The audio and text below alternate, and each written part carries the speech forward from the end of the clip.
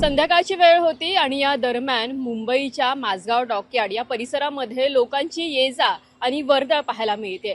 अर्थातच संध्याकाळ असल्यामुळे काही लोक घरी जात आहेत, काही संध्याकाळ असल्यामुळे बाहेर पडतायत आणि याच दरम्यान गोळीबाराचा आवाज येतो आणि यामुळे एकच प्रश्न लोकांच्या मनामध्ये निर्माण होतो, नेमका हा आवाज कसला आहे किंवा काय घडलं अशा प्रश्नांनी भांबावून त्यांना सोडलेलं असतं। आणि यानंतर घटना समोर येते ती म्हणजे अशी की समीर असीम मोहम्मद शेख या व्यक्तीवर जे आहे दोन अज्ञात व्यक्ती मोटारसायकलवर आले आणि त्याच्यावर गोळीबार केला। आता हा गोळीबार नेमका का झाला किंवा यामागचं नेमकं कारण काय हे ऐकल्यानंतर किंवा या प्रश्नांची उकल झाल्यानंतर एक मोठा मुद्दा समोर आला, तो म्हणजे असा की हा गँगवॉरमधून झालेला जो आहे गोळीबार तर नाही ना। यामुळे आणखीन जे आहे प्रश्न निर्माण झाले होते आणि याचे धागेदोरे थेट डी कंपनी सोबत अर्थात अंडरवर्ल्ड सोबत देखील जोडले गेले होते। नेमकं खरंच असं होतं का किंवा या गोळीबारामागे नेमकं खरं कारण काय होतं हेच या व्हिडिओमधून जाणून घेऊया। नमस्कार, मी मुक्ता लोंढे, तुम्ही पाहतात लोकमत मुंबई। डॉकयार्ड या परिसरामध्ये मंगळवारी 6:15च्या सुमारामध्ये सायबीन या हॉटेलसमोर समीर असीम मोहम्मद शेख हा व्यक्ती त्या ठिकाणून जात असतो आणि त्यावेळेसच दोन मोटारसायकलवर व्यक्ती येतात आणि त्यांनी समीर असीम मोहम्मद शेख याच्यावर गोळीबार केला। अर्थातच त्याच्या पायालाही गोळी लागली आणि तो बचावलेला आहे, सद्यस्थितीमध्ये आहे, जे रुग्णालयामध्ये त्याला दाखल करण्यात आलेला आहे।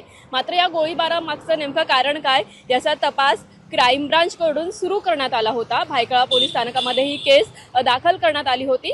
संपूर्ण तपास हे पोलीस करत होते आणि त्यानंतर एक जो आहे मुद्दा समोर आला तो म्हणजे असा की समीर असीम मोहम्मद शेख, आता हे नाव नेमकं वारंवार मी का घेते तर असीफ मोहम्मद शेख या नावामागेच खरं कारण आहे ते म्हणजे असीफ दाढीवाला असं या व्यक्तीचं नाव घेतलं जातं किंवा हा व्यक्ती ओळखला जातो जो समीर याचा वडील आहे। तर याचं कनेक्शन थेट डी गँग सोबत अर्थातच दाऊद इब्राहिम याच्यासोबत जोडलं गेलेलं आहे। पूर्वी हा व्यक्ती दाऊद इब्राहिम याच्यासोबत काम करायचा अशी माहिती समोर येते। त्यामुळे समीरवर गोळीबार करण्यामागचं अंडरवर्ल्ड कनेक्शन आहे का हा प्रश्न सुरुवातीला पोलिसांच्या मनामध्येही आला आणि त्या अनुषंगाने देखील तशाच प्रकारे जे आहे किंवा त्या अँगलने देखील हा तपास जो आहे पोलिसांकडून केला जात होता। आता हे संपूर्ण प्रकरण सुरूच असताना आज पोलिसांनी जे आहे क्राईम ब्रांचनी या संदर्भामध्ये मोठी पावले उचलली आणि जे दोन अज्ञात व्यक्ती जे समीरवर गोळीबार करून गेले होते त्यांचा शोध हा पोलिसांनी लावला। माहीम दर्ग्याजवळ हे दोन्ही व्यक्ती लपलेले होते आणि त्यांना पोलिसांनी जे आहे पकडलं। त्यांच्याजवळ असणारी मोटरसायकल आहे, यासह मोबाईल फोन आहे आणि एकंदरीत त्यांनी जी पिस्तूल वापरली होती गोळीबारादरम्यान ती देखील पोलिसांनी जप्त केलेली आहे। प्रथमदर्शनी पोलिसांनी सांगितलेल्या माहितीनुसार आर्थिक व्यवहारातून हे संपूर्ण जे आहे प्रकरण समोर आलेलं आहे किंवा आर्थिक व्यवहारातून जो गोळीबार आहे करण्यात आलेला आहे असं कळतंय। नेमकं आणखी यामध्ये किंवा या मागे कारण काय आहे हे देखील जाणून घेण्याचा पोलीस प्रयत्न करतायत किंवा त्या अनुषंगाने हा संपूर्ण जो आहे तपास सुरू आहे। आता या संपूर्ण घडामोडी दरम्यान पुन्हा एकदा मुंबईमधील गँगवॉरचा मुद्दा देखील चर्चेच्या केंद्रस्थानी आला होता। आता या गँगवॉरमुळे पूर्वी आपण पाहिलं तर 90च्या दशकामध्ये कशा प्रकारे जे आहे मुंबई पोलिसांनी असेल गँगवॉर उद्ध्वस्त केलं होता किंवा जे आहे अंडरवर्ल्डचं जे कनेक्शन आहे ते उद्ध्वस्त केलं होतं त्यांचं जाळं, अशा अनेक बातम्या किंवा किस्से पुस्तकांच्या माध्यमातून चित्रपटांच्या माध्यमातून तुम्ही आम्ही ऐकल्या असतील। आता पुन्हा एकदा हे गँगवॉर उफळत आहे का हे संपूर्ण जे आहे या घडामोडीनंतर एक चर्चा ही सुरू झाली होती।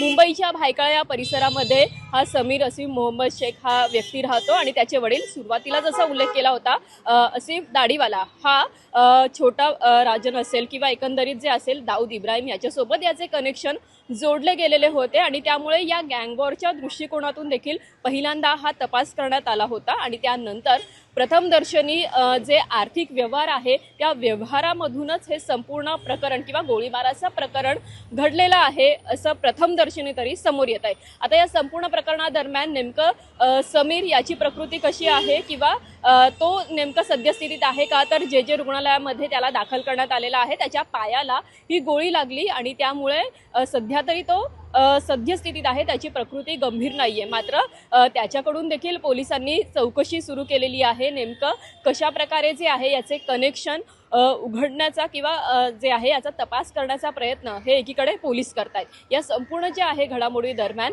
एकीकडे मुंबई डॉकयार्ड माझगाव परिसरामध्ये तणावपूर्ण शांतता निर्माण झालेली आहे आणि या संपूर्ण जे आहे घडामोडींमुळे पुन्हा एकदा दाऊद इब्राहिम, डी गँग किंवा छोटा राजन असेल, या संपूर्ण जे आहे जे कुख्यात डॉन्स आहेत किंवा जे गुंड आहेत त्यांची नावे पुन्हा एकदा समोर आलेली पाहायला मिळत आहेत. आणि या संपूर्ण जे आहे प्रकरणानंतर पोलिसांनी सध्या तरी जे आरोपी आहेत जे गोळीबार करून फरार झाले होते त्यांचा शोध घेतलेला आहे, त्यांना ताब्यात घेतलेला आहे. त्यामुळे आता नेमकं पुढे काय घडतं किंवा या संपूर्ण तपासाचे धागेदोरे नेमके कुठवर जाऊन पोहोचतात हे पाहणं देखील तितकंच महत्त्वाचं असणार आहे. लोकमत मुंबईसाठी मुक्ता लोंढेचा रिपोर्ट.